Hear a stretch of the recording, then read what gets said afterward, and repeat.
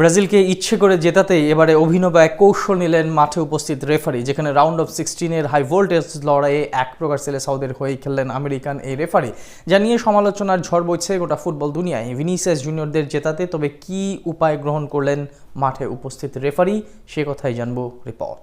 Football মাঠে রেফারির ভূমিকা সবসময় গুরুত্বপূর্ণ, যেখানে মাঠে ম্যাচ চলাকালীন সময় তাদের নেওয়া প্রতিটা সিদ্ধান্তের গুরুত্বই অনেক বেশি। আর বিশ্বকাপের মতো হাই ভোল্টেজ টুর্নামেন্টের নকআউট ম্যাচে এর গুরুত্ব হয়ে ওঠে পাহাড় সম, যেখানে রেফারির বিন্দুমাত্র ভুলে কপাল পড়ে দলগুলোর। সেখানে ম্যাচের নিয়ন্ত্রণকারী এই ব্যক্তিটি যদি পক্ষপাতদুষ্ট সিদ্ধান্ত নেন, তবে বিনষ্ট হয় খেলাটির সৌন্দর্য। আর এমনই এক ঘটনা ঘটলো চলমান ফিফা বিশ্বকাপের রাউন্ড অফ 16-এর লড়াইয়ে, যেখানে হাই ভোল্টেজ ম্যাচে যুক্তরাষ্ট্রের নিউ ইয়র্কে মুখোমুখি হয় ব্রাজিল ও নরওয়ে। যে ম্যাচের শুরু থেকে দুদলই মুহুর্মুহু আক্রমণ পরিচালনা করতে থাকে, তবে ম্যাচের 10ম মিনিটে ঘটে বিপত্তি। এ সময় ছোট ছোট পাসে মাঝমাঠে খেলা নিয়ন্ত্রণ করার চেষ্টা চালায় নরওয়ের ফুটবলাররা। এরই অংশ হিসেবে মার্টিন ওডেগার্ডের কাছ থেকে বল পেয়ে আক্রমণে ওঠার চেষ্টা চালায় অ্যান্টোনিও নুসা, তবে নুসাকে ফাউল করে মাঝমাঠে তার থেকে এ সময় বল কেড়ে নেন ব্রাজিলিয়ান রাইট উইঙ্গার রায়ান। তবে এ সময় নরওয়ের সাথে ঘটা এই ফাউলকে আমলেই নেন না মরক্কোয় জন্ম নেওয়া আমেরিকান রেফারি ইসমাইল এলফাত, যা নিয়ে রীতিমতো গোটা ফুটবল দুনিয়ায় আলোড়ন তৈরি হয়। সমর্থকদের মতে ব্রাজিলকে জেতাতেই এমন পক্ষপাতদুষ্ট সিদ্ধান্ত গ্রহণ করেন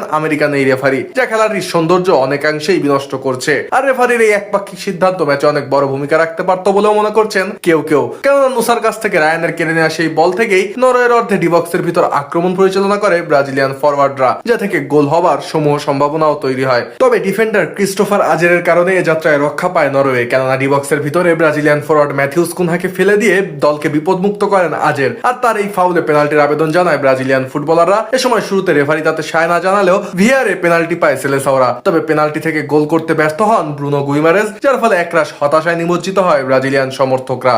এদিকে রায়ানের এই ফাউল উপেক্ষা করে সেলেসাওদের অ্যাডভান্টেজ দিয়েই ক্ষান্ত থাকেননি রেফারি এলফাত, বরং দ্বিতীয়ার্ধে যোগ করার সময় ম্যাচের অন্তিম লগ্নে বিতর্কিত এক পেনাল্টি দিয়ে সেলেসাওদের ম্যাচে ফেরাবার চেষ্টা চালান আমেরিকান এই রেফারি। এ সময় ক্যাসেমিরোকে নিজেদের অর্ধে ডিবক্সের ভেতর জেন্টাল পুশ করেন বদলি হিসেবে মাঠে নামা নরওয়ের ডিফেন্ডার লিও স্টিগার্ড, তবে সবাইকে অবাক করে দিয়ে এ সময় পেনাল্টির বাঁশি বাজান রেফারি ইসমাইল এলফাত। আর সেই পেনাল্টি থেকে গোল করে ব্রাজিলের অনুকূলে ব্যবধান কমান নেইমার জুনিয়র। তবে রেফারির এমন আপ্রাণ চেষ্টার পরেও 2-1 গোলের জয় নিয়ে ঘরে ফেরে নরওয়ে, যার ফলে ইতিহাসে প্রথমবারের মতো ফুটবল বিশ্বকাপের কোয়ার্টার ফাইনালে জায়গা করে নেয় আর্লিং হাল্যান্ড, মার্টিন ওডিগার্ডদের নরওয়ে। আর নিদারুণ এই পরাজয়ে দীর্ঘ 2 যুগ ধরে চলমান ব্রাজিলিয়ানদের মিশন হেক্সা জয়ের স্বপ্নই রয়ে গেল। তবে সে সবকিছু ছাপিয়ে মাঠে রেফারির এমন পক্ষপাতদুষ্ট রেফারিং এর কট্টর সমালোচনা করছেন ভক্তরা। তাদের মতে স্রেফ বড় দলকে বাড়তি সুবিধা দিতেই ফিফার পরামর্শে এমনটা করেছেন রেফারি ইসমাইল এলফাত, যা কোনোভাবেই ফুটবলের সৌন্দর্য কিংবা নীতির সাথে মানানসই নয়।